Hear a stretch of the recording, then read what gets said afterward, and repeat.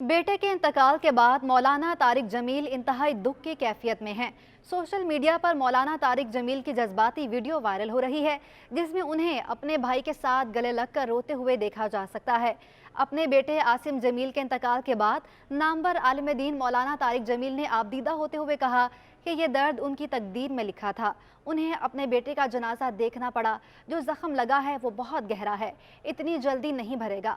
मौलाना तारिक जमील ने कहा कि आसिम जमील उनके तीनों बेटों में सबसे ज़्यादा काबिल और लायक थे। आसिम जमील सबसे ज़्यादा नेक और गरीबों के बहुत करीब था।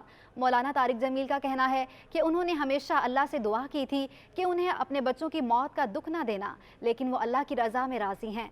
मौलाना तारिक जमील ने कहा कि उनके बेटे आसिम ने उन्हें सिखाया कि गरीबों के साथ कैसा सलूक करना है। मैं बाप होने की वजह से नहीं कह रहा, मैं आपको यकीन से कह रहा हूँ, जैसी तड़प इस बच्चे में अल्लाह की मोहब्बत की थी मैंने कभी नहीं देखी।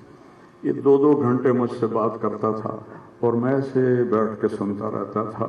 बोलने वाला कब सुनता है किसी की बात, लेकिन ये अनपढ़, बिल्कुल डिस्लेक्सिया का मरीज था, हरूफ की पहचान नहीं थी इसे, तो इसलिए न ये पढ़ा, ना दीन का कुछ पढ़ा, ना दुनिया का कुछ पढ़ा, लेकिन अल्लाह ने इसको अक्ल, फहम और अपनी मोहब्बत ऐसी दी थी कि हमें महसूस होता था कि इसके अंदर उस मोहब्बत की आग है। कहता मियाँ मियाँ मियाँ, ये सिर्फ एक इस आसिम जमील को वो जानता है जो आज हमसे रुखसत हो गया और यहाँ हम बेबस हैं और अल्लाह की तकदीर पर हम सराज़ी हैं।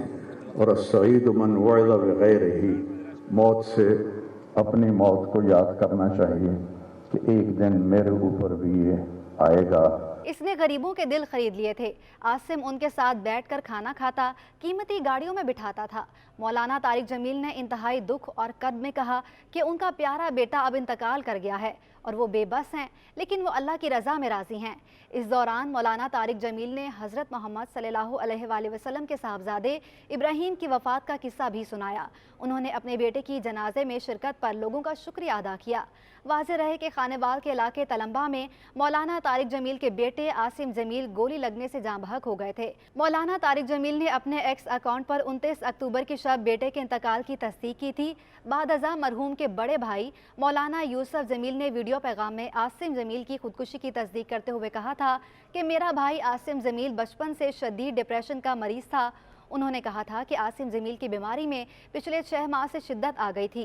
बीमारी को कंट्रोल करने के लिए आसिम को इलेक्ट्रिक शॉक लगाए जाते थे, लेकिन इलेक्ट्रिक शॉक देने से कोई भी अफाका नहीं हुआ। मौलाना यूसुफ जमील ने कहा कि गुज़श्ता रोज़ वो इत्तफाकन घर में अकेले थे, तकलीफ और अजियत बर्दाश्त नहीं कर सके और आसिम ने गेट पर मौजूद सिक्योरिटी एहलकार से बंदूक लेकर खुद को गोली मार ली।